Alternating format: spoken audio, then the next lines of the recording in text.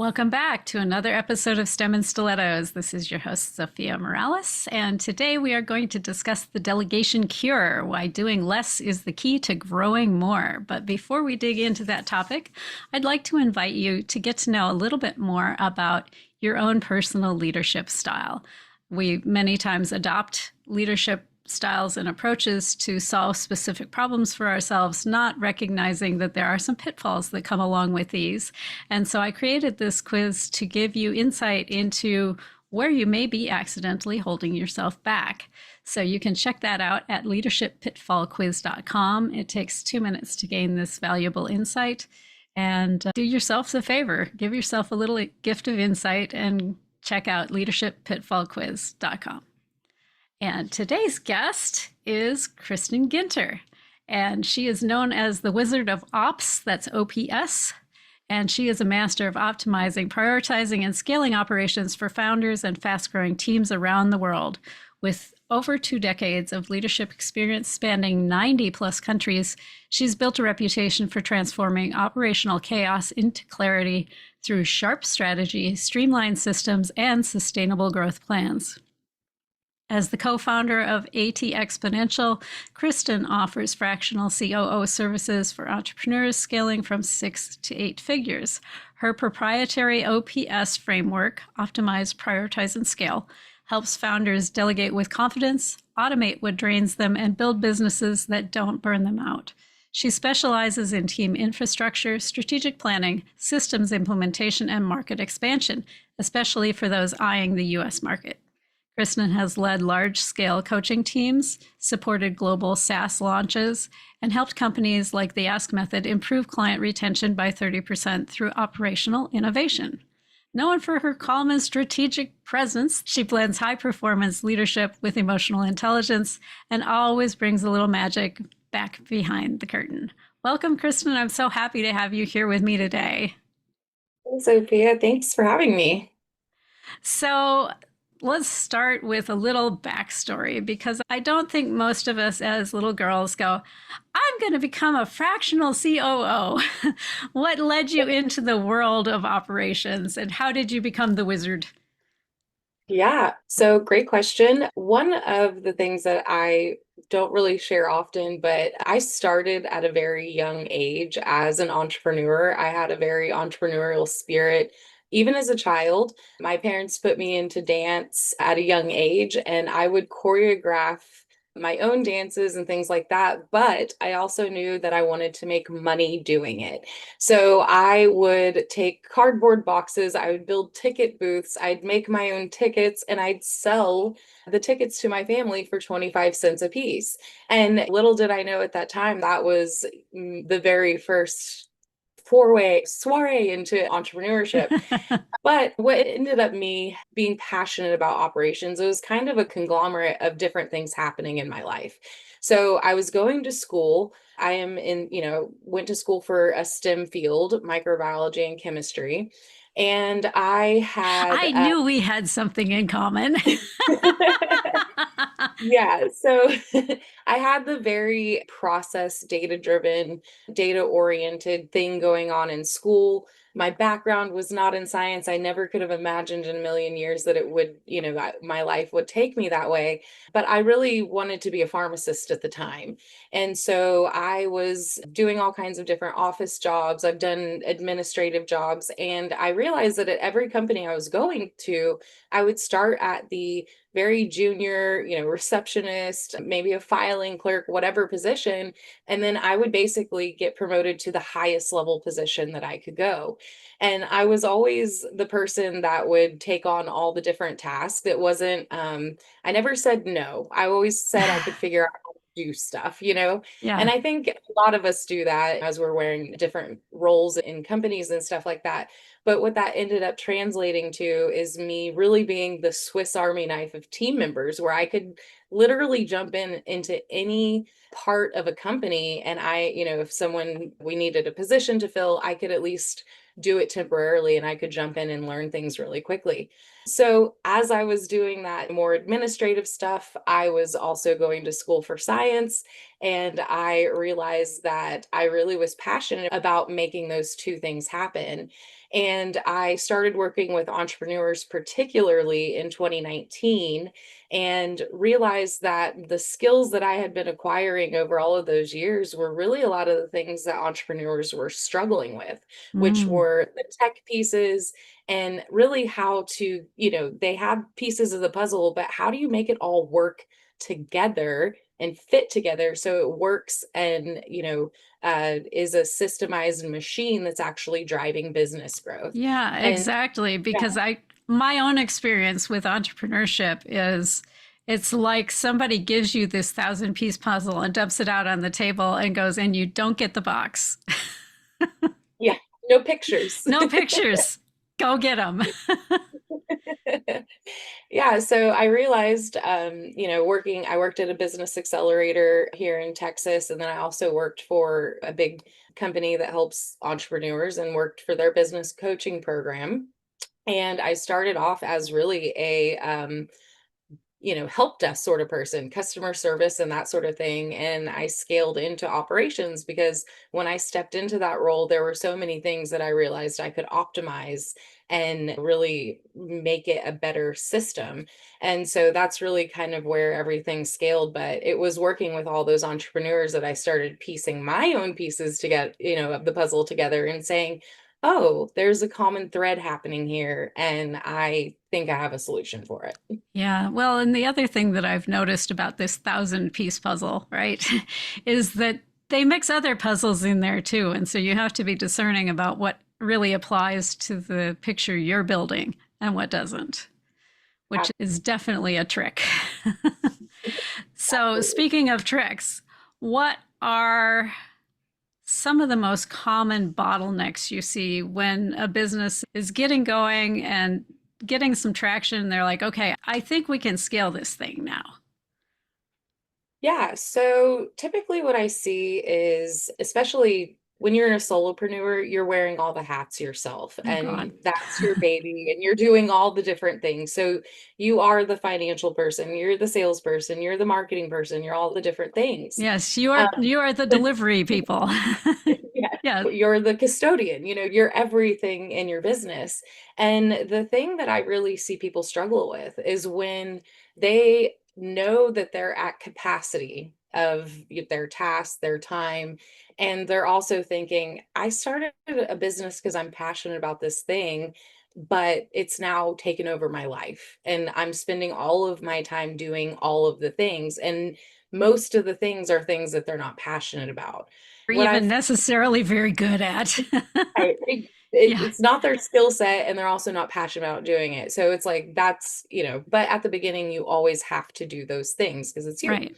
So what I've realized is as they are scaling, as they're bringing on a VA, as they are doing repeatable tasks in their business, that they really struggle with identifying the tasks that are in their zone of genius, the tasks that light them up, and the tasks that they're good at, right? Yeah. And so the first stage of that is just really identifying those key things. Like, what do I enjoy doing? What am I doing that I don't want to do? And what do I just want to find someone that's better at doing? And also just identifying the repeatable tasks that you're doing in your business. Because to me, I use the word delegation interchangeably with automation. So you're either delegating to a technology to complete it, or you're delegating to a human. Yeah, So exactly. And I love delegating to an automation, frankly. yeah, So I one of mean, my delegation favorites.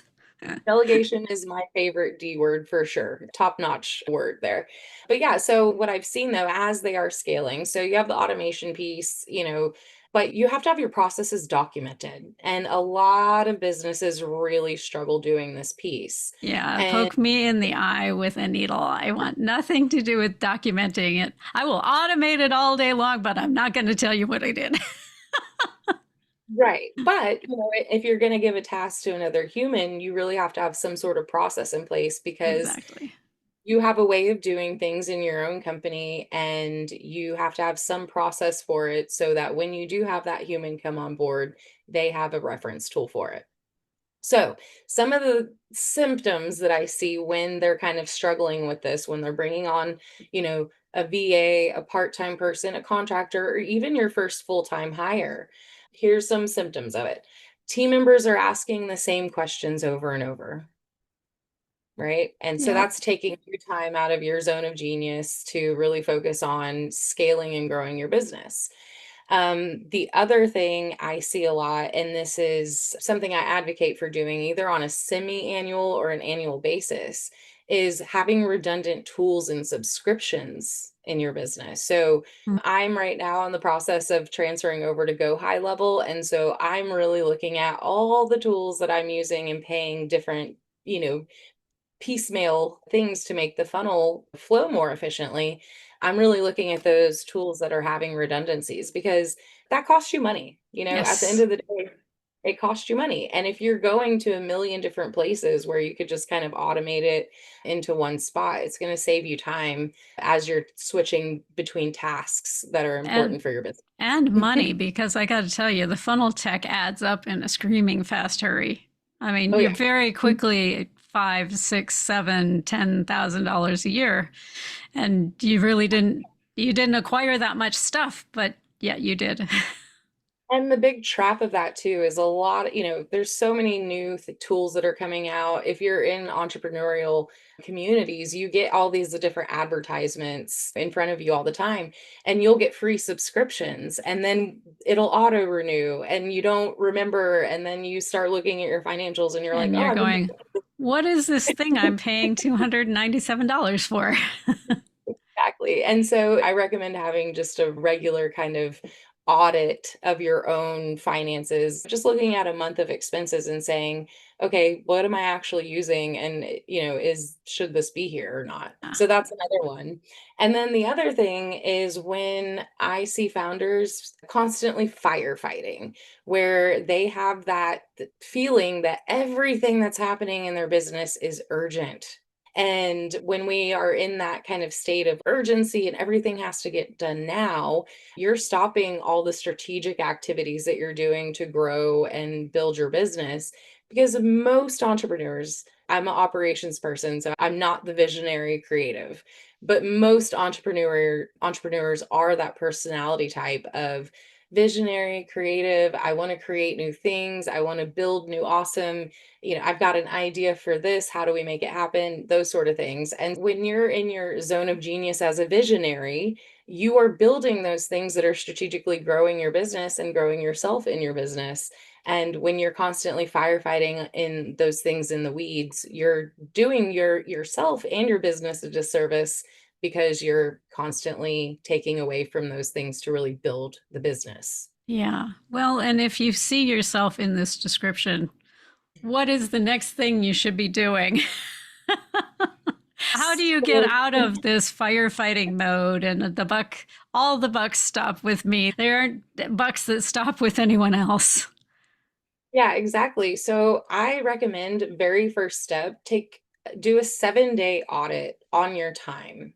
And as an entrepreneur, I recommend that you're doing not only the time that you're spending in your business, but you are also looking at the time that you're spending on your personal activities Oh, because amen. your first hire may need to be a personal assistant rather than a virtual one.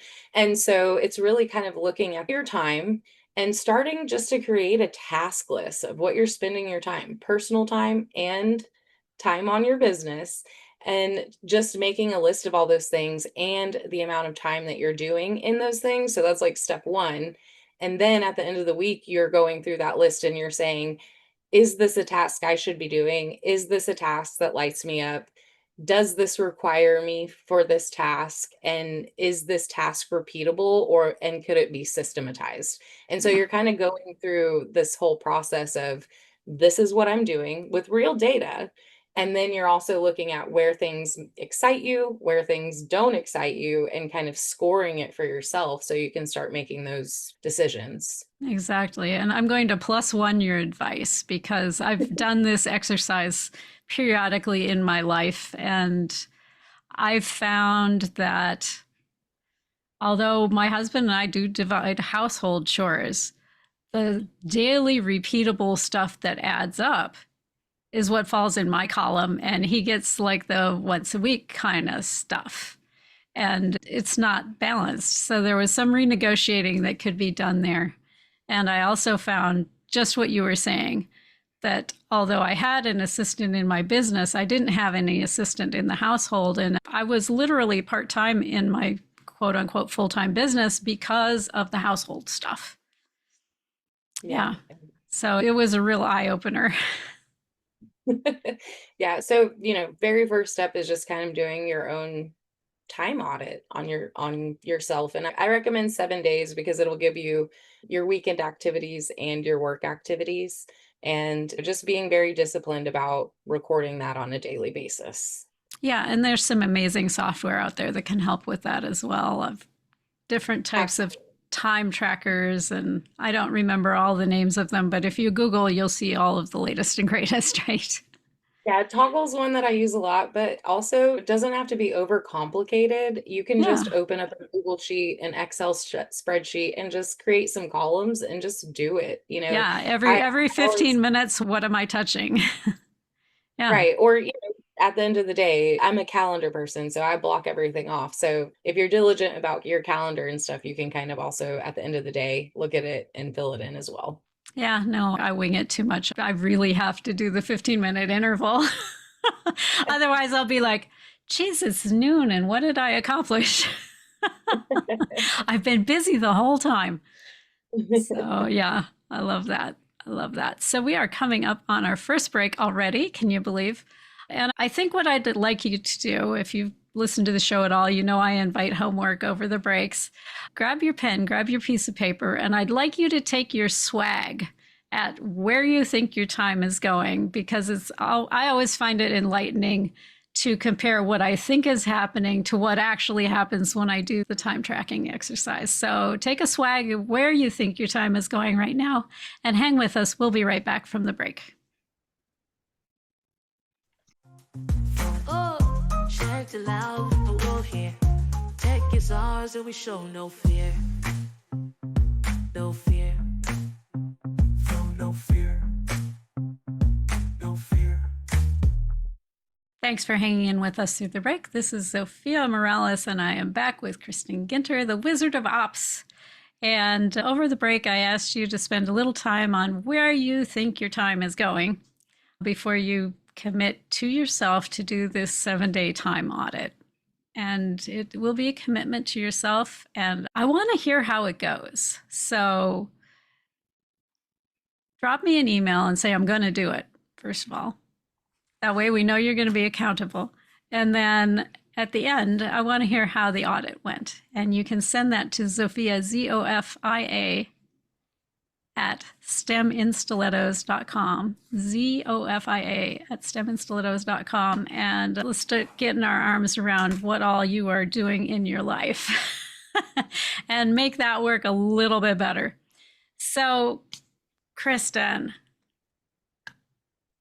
let's talk about the elephant in the room, because very often we know we need help, but we have trouble justifying that.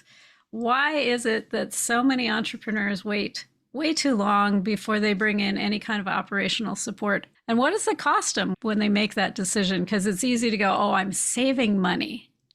But what's really happening? Well, that's a big question. But here's the truth that no one tells you. By the time that you feel like you need operational support, you are already paying the price for it. And when founders delay bringing in operational help, a few things start happening behind the scenes, slowly at first, and then it starts accelerating, snowballs for them. So there's some key areas that are signs of when this stuff is happening and what the costs are, right? So number one, the founder, the entrepreneur becomes the bottleneck. They're making every decision. They have a team, but the team can't move without them unless there's some sort of approval. Yes, if you And step away, the building burns down. exactly. And things slow down operationally. Just the momentum of a business stops when everything has to stop for one person to give a green light on a decision. And so the reason why we put team members in place is because we're hiring capable people that are in their zones of genius to help you. But your systems aren't clear. So they're lacking the decision making abilities to really push things forward. And so an example of this would be if you wake up to 37 Slack messages every morning, and they could all have been things that were answered if your processes were written down or there was some sort of repository for people to refer to. So that's number one. The second one, I kind of touched on this earlier, is you're scaling chaos, not Yes. strategy. So Yes, and it only gets worse the bigger it gets. yeah, I mean, we've all heard the expression more money, more problems. And it's same sort of thing, more clients, more revenue, more problems. And what I see happen so often, and no shame in this, I'm not shaming anyone for doing this. We've all done it. But you start duct taping solutions together and you start Hmm. stacking tools because you need to find this one thing to help the other thing because you had this one problem that that one software couldn't do. And then And then it and then gets institutionalized in cement when you put it into an SOP. right. And then you're like, oh, I have a hole in my business here. And you start over hiring for positions because you think you actually need someone else in the position when it's really, there's probably redundant tasks being done or just different things like that. And it's such a tricky mindset when this is happening because it feels like you're growing because you're like, yes, I'm getting clients, I'm getting customers. But And my what's team happening, is bigger. And I yes. got a bigger team. I got people to pay. And by the way, when that happens and you're scaling in chaos, you're generally not paying yourself. You're working to pay your team, which is a big no-no in my Well, book. that's another big red flag, right? Exactly. But when you have all these things that we're all told, like once you hit six figures or once you hit seven figures, there's All all the these, problems will sort themselves out. Yes. No, there's yeah, no there's all these wonderland. I'm milestones. sorry.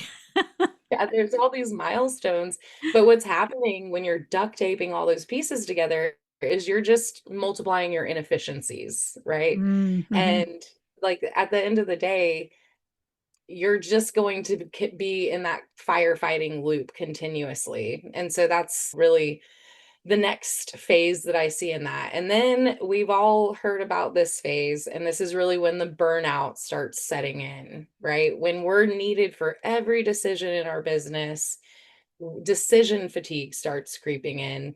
Your creative energy starts getting replaced by task triage. And I've seen it happen a lot of times. And I really believe that this is part of why a lot of entrepreneurs don't make it is they start resenting that business that they once loved, Right.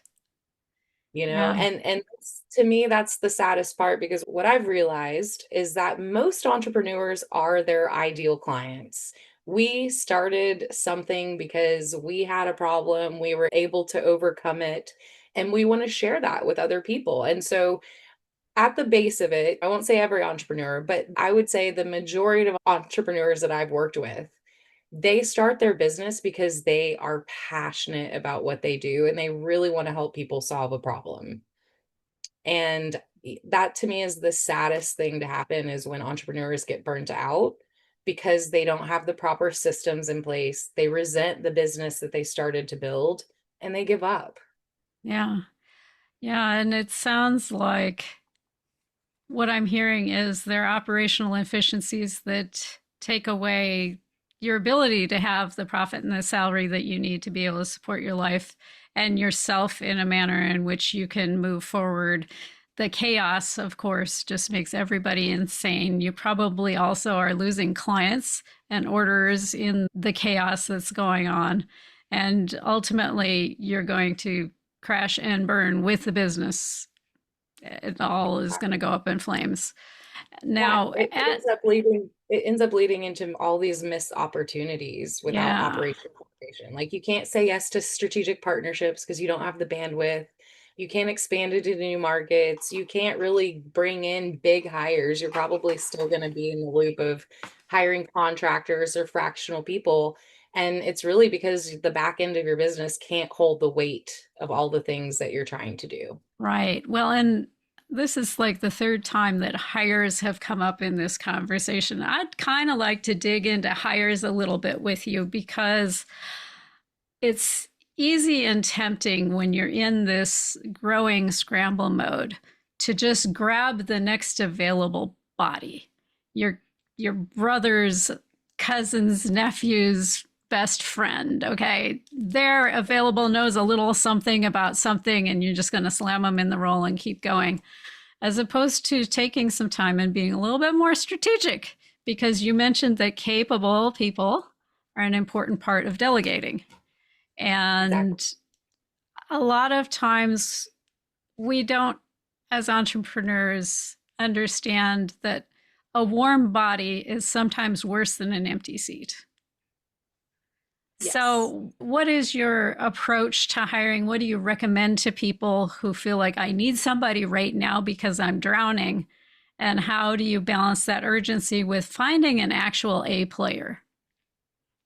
Yeah, so that's a great question. So I'll go back to the time study because that's going to be your number one indicator of your first hire. The things that you are spending your time on that don't give you joy, that you're not good at, that someone that's a professional at doing that thing could probably take 30 minutes and it took you 30 hours. Yeah, Those exactly. those sort of things. So yeah, I really think that the time study is first the indicator of the role that you need to hire. So you need to Right. identify really the area of your business that is going to start freeing up that time for yourself. So that's step number 1.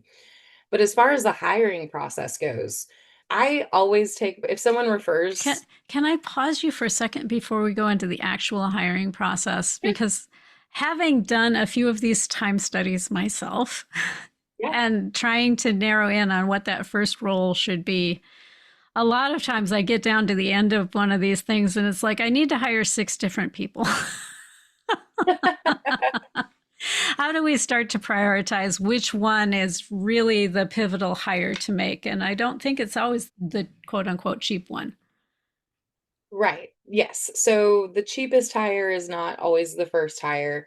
The things that I say that you should always be looking for, especially if you have multiple ones, I think a lot of people, marketing is generally an area that they look at first because let's be real, if you have 6 different channels that you're promoting yourself on, it starts to It's feel very it's a cumbersome. full-time job. Yes.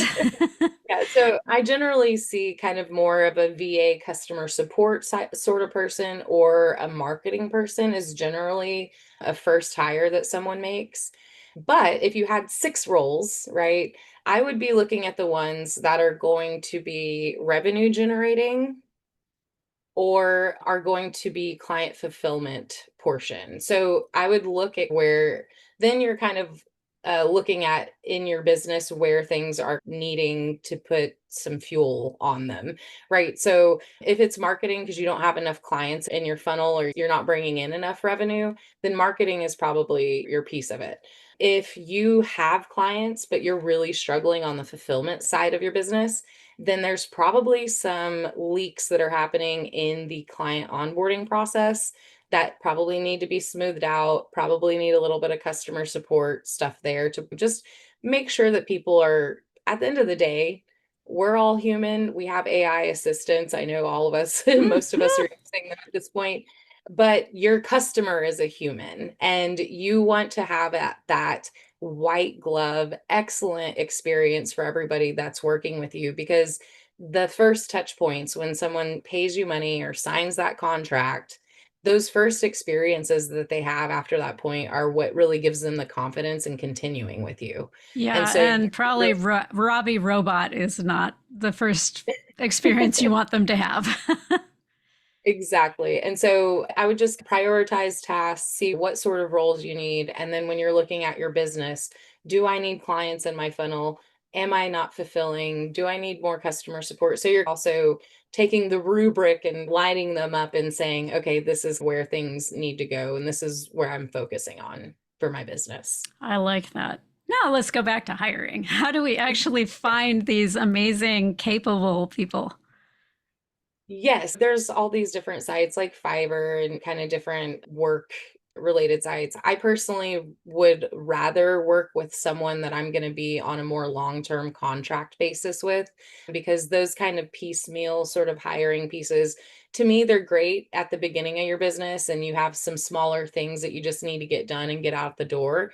But if you really want to bring on someone in your business, you want them to kind of have more of a relationship with you longer term. Yeah, That being continuity is important with like fulfillment, for example. said, Exactly. And so part of that to me, I've found a lot of great people on LinkedIn. That's kind of my go-to strategy for finding people. I put calls out on my social media if I'm Mhm. hiring for certain positions or that sort of thing, and people will recommend people, but I do end up putting them all through the same process, whether they're a recommendation or not. And so there's kind of a tier of things that I do. Of course, it's, can I see your resume? That's Yeah, number one. Do you exactly. actually have the experience that you say you do? That'd be Um, number two. right. And what I like to do to check that piece is I give a micro task, something that would take them about 5 to 10 minutes, because you also don't want to give a whole exercise to someone that feels like, well, why aren't they paying me to do this? Like I Yeah. could, feels like that you're taking advantage of Yeah, them. you're And trying to I get free work out of me here. Right, and I have run into that kind of thing in the hiring industry where it seems like they've given you this monumental task that's probably what they should be hiring someone for. So it's giving them a micro task that displays that what they say they can do, they can do. So, for example, if you had a copywriter or something like that, you would have them, here's basically what I want you to write about. Here's some of my past work. Can you write a copy for me about this on this subject? And so you're kind of doing that. If you're looking for an operations person, you might have a spreadsheet or something like that that you want organized in a certain way. I leave it up to the person. Show me how you would organize this data based on this scenario. To me, that's a strong The indicator. measure that you're looking for. Yeah, I like Yeah. that. So just finding like, small micro tasks, not them actually digging around in your business and doing things, but just little tasks that could take them 5 to 10 minutes to display that they know what they're doing. Yeah, exactly. I have a little, I don't know if it's a micro task, it's a test that I oftentimes will put into a job ad, especially if I'm hiring for like a detail oriented type position. And that is, I give them a set of very specific instructions on how to apply. And Mhm. there are specific phrases they need to use at different stages in order to show that they have read and followed the directions. And if they don't do that, they have flunked the test and they don't go any further. Yeah. Yeah, I've even seen on bigger teams that I've worked with, they have people that are onboarding or potential hires. They even have them do personality tests and things like that to see how they would fit in with the company culture. So there's a multitude of different tasks. If you have someone that's typing, give them a typing test. It's those sort of things. Exactly. Are just kind of pragmatic approaches to saying, can that person actually do what they say they're going to do? But yeah, great point. Putting things in the subject line, having key phrases, just making sure that people are detail oriented. I think any job that you're hiring for, there does need to be some level of that, because at the end of the day, you don't want a whole bunch of mistakes in the things that you're making, because then we're back to the top of having to, Yeah. Put out find fires and yeah. so And we don't want correct that. all of that. Okay. So we're looking on LinkedIn, we're getting recommendations, we've got our micro tasks. How do we separate out the people who talk a good story from the ones who really truly are A players? Yeah, so I generally, before I even meet with them in person, I will have them do a short video, a 2 to 3 minute video, and just kind of have them promote themselves. So that gives you some indications about, it helps you weed out some of the weird personalities off the top, or ones that you don't really feel that would be right for the role. If you have back end people that aren't really interfacing with people, then it doesn't matter as much, but just their ability to talk about themselves with confidence. I think, anyone who's looked for a job knows that they have to enter the interview process with some sort of confidence about what they're speaking with. And when you're doing the sort of short video, you can see if they're making eye contact, if they are speaking succinctly about the things that they're talking about and those sort of things. So I kind of look at the micro task, the resume, and the actual person themselves. And that's kind of step one of the process. I like that. And what happens when you get to step two?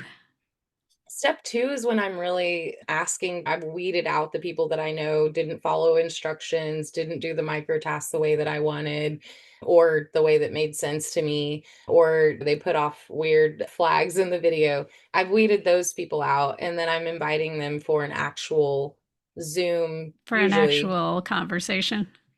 yeah, an actual real conversation. Yeah. Okay. And do you do those over Zoom, in person? Does it matter?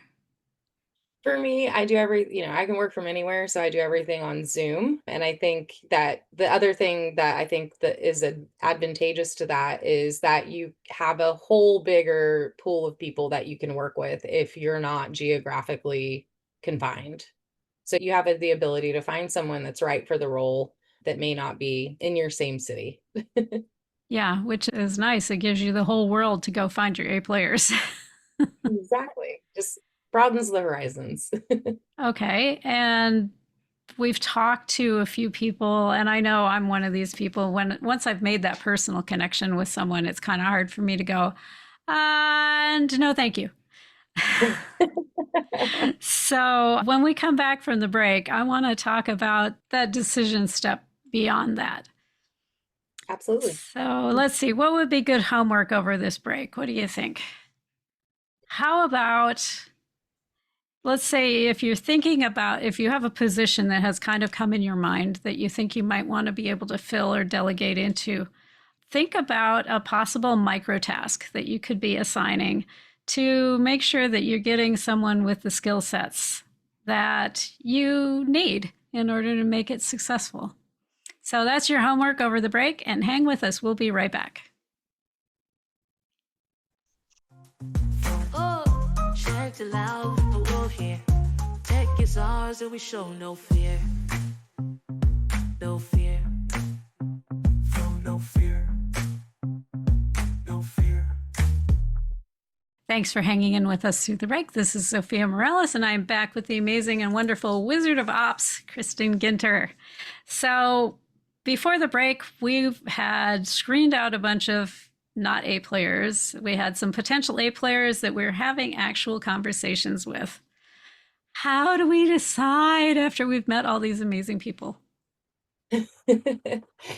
Yeah, so at the end of the day, I think what the final factor that I see being the most successful is just looking at who's going to be the best fit in your company's culture. And I've had some very difficult times where I've had really two great candidates where I wish I could hire them both, but we just didn't have the budget at the time to do it. And so I just had to make a choice of, do I think this person is going to be a better fit for the company, right? But with that being said, there's ways that you can say no, but keep the door open so that if that didn't work out, or you do end up having the budget or you're expanding your team, that you can bring that person on. So, Okay, there's so do share. How do we say no without burning bridges? Because I know a lot of us don't find no to be our friend. Yeah, so at the end of the day, we've all heard no. It's probably one of the first words that we learn as toddlers. Our parents say it That's to us right. a million No. times. We probably hear no more than we hear yes in a lifetime, right?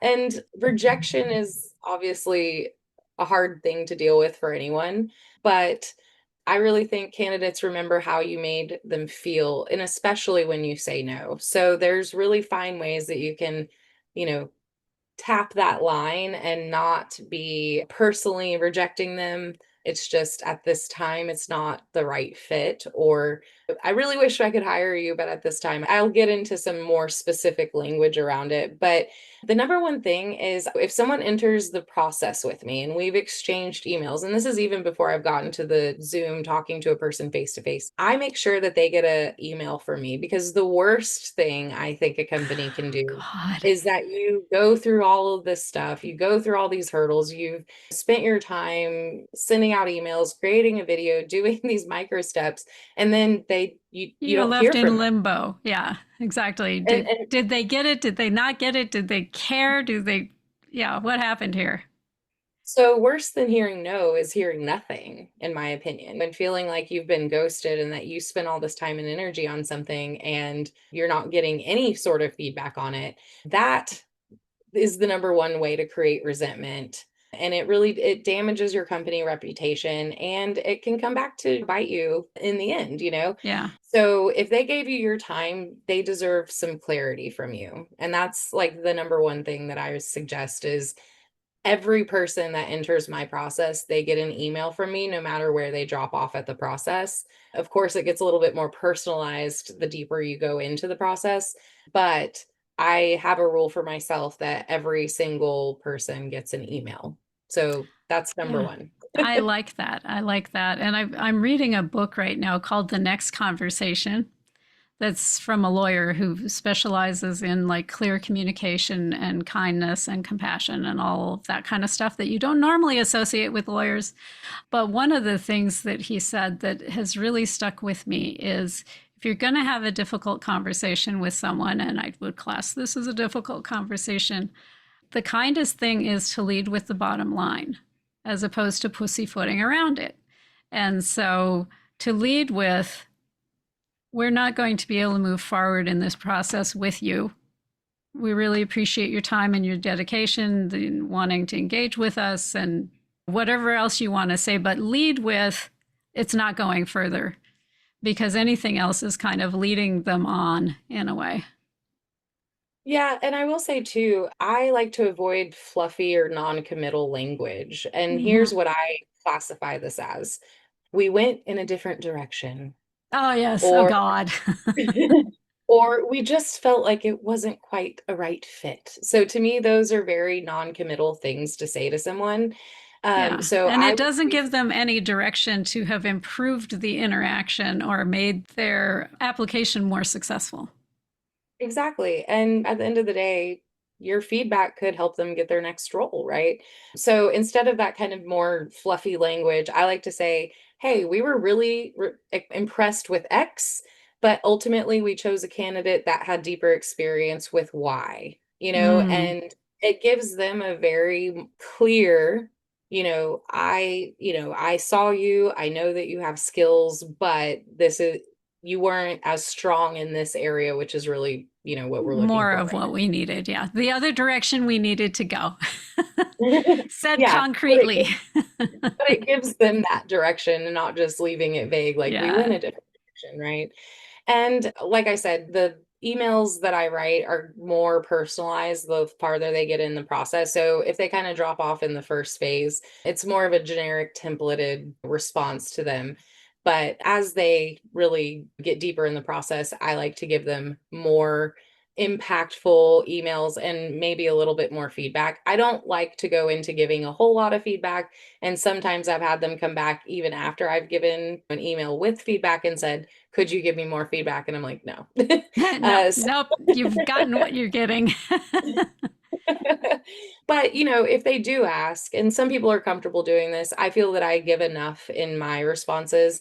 But if they do ask and you're comfortable, just share a brief insight that they could grow from. It could be something as small as I didn't feel like your video was professional or your writing wasn't very, you can have a specific thing that's not a personal attack on them to, Yes. if people are really seeking improvement and they're asking for feedback, they generally are, you can really kind of nudge it without being a personal dig on them. Something I like to use there, if you are going to do feedback, is we'd love to see stronger examples of cross-functional leadership in your next interviews. Your industry knowledge was spot on, but maybe they didn't give examples or they didn't show how their real experience translated into the tasks that you're hiring for in your company and that sort of thing.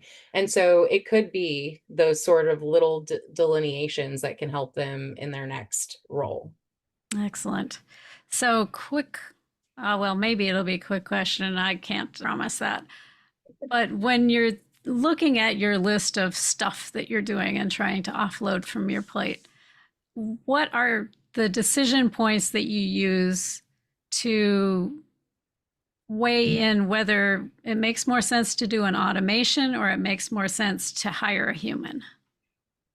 Yeah, that's a great question. So To me, if I have a task that I've done like 100 times, And um, you just can't face doing it 101. yeah, so if it's a task, I like to look at tasks that are more response related or tasks like putting things on spreadsheets or just more of your internal process tasks, I will say, are really Mhm. what I look at automating first. For me personally, the first thing I automated in my business was my onboarding, my client onboarding process, because I wanted to have that really good customer experience. But if it's things like you have events regularly, or you have workshops or summits or different things like that, and you're keeping track of your registrations, and you have a process where people are signing up to pay some sort of money and they have to get from money to a Zoom class or something like that, everything from that process, from the time that they pay to the emails that they get to the Zoom registration to all those pieces, that can generally be automated pretty easily. And those are tasks that have like finite, this, when this happens, this needs to happen. So it's a very, Exactly. when X happens, Y needs to happen. And those are the tasks that I like to look at first as far as automating things. Now, as far as when it's to delegate to a human, it's the things that need a human touch. Like I delegate my marketing assets, like I create all my copy, I do all of my own writing, but I don't enjoy doing the design aspects of marketing. I don't like creating graphics. I You're have not the an eye of infographic girl. I have the eye of a third grader when it comes to that sort of art. And so it's something that I can give to someone that has a skill set, that trained for that or has been doing that for a while, that enjoys doing that sort of thing. I can give them a vision, I can give them colors. I'm not too picky about a lot of things personally. I know some people are, but me personally, I'm like, hey, does it have my colors? Does it have my logo? Does it look like a third grader did it? Okay, good. Let's get it out the door. So, So is it I good or bad if it looks like a third grader did? well, it depends on the third grader. To me, I just don't have the design eye or, want to really spend my time doing that. So, yeah, those are the sort of things that I look at, things that need a human touch. If you have a customer service sort of based business, it's really great to have a human answering other humans, because in the world that we live in with so much automated and AI and all of those things, the ways that you can stand out in your business are having that human touch integrated and really having good customer experiences. So those are kind of the areas where you're more customer facing, is where I would focus on those sort of tasks where you're looking at a human. And if you can clearly say, when this happens, this needs to happen, and it doesn't take a whole lot of creativity or anything to make it happen, then those are the sort of tasks that you can really lean into automate. I love that. So we're getting down to the tail end of the program, and I know you have things you can offer to our guests here that will make their lives so much easier. So answer me a quick question. What is a fractional COO, and how do you know if you're ready for one? And if you are ready for one, how do they get in touch with you? Yeah, great question. So, a fractional COO is basically any fractional team member is someone that comes in, they're not hired on a full-time basis, but you're basically paying them a fraction of the cost for a fraction of a full-time employee. Generally, a fractional person has a whole different experience of kind of more professional, strategic, and also doing the in the weed sort of tasks. So I say, I don't think everybody's ready to have a fractional retainer sort of person in their business. But the first step is really doing, getting through these sort of audits, your time audit first. I have my own internal audit that I work with clients. My ops snapshot is a 5 to 10 minute assessment that people can take, and I can give them the top 3 bottlenecks in their business using my framework, optimize, prioritize, scale. And so I can really dial in very quickly on those sort of things in a business and then kind of give an action plan based on those things. So I would say if a fractional person says that you need them, I would push back on that and say that you should talk to them first about what your needs truly are, because it could be something small that you could tweak in your business and you don't need to have someone on an ongoing retainer basis. So in addition to fractional COO, I am also like a strategist, a operations person. We all have different names that we adopt over time. But if you want to connect with me, the best way is to go to, I'll give you a link, and it's go ATXponential, and I'll spell that out. It's ATXponential.com. And we will put that in the show notes. Yes. .com/about/me. And you can find all of my social media stuff. You can join my mailing list, which every week I'm giving away free resources to help you really with conversations with your team, task delegation. I have a free resource in every email every week that you can get for free. And that's really the best way to reach out to me. I'm on every social media as the Wizard of O.P.S and Kristin Ginter on LinkedIn. So I welcome anyone to connect with me, and I'd love to connect with you there. Beautiful. Thank you so much for coming and sharing your wisdom with us today, Kristen. Thank you so much for having me, Zofia. That was so fun.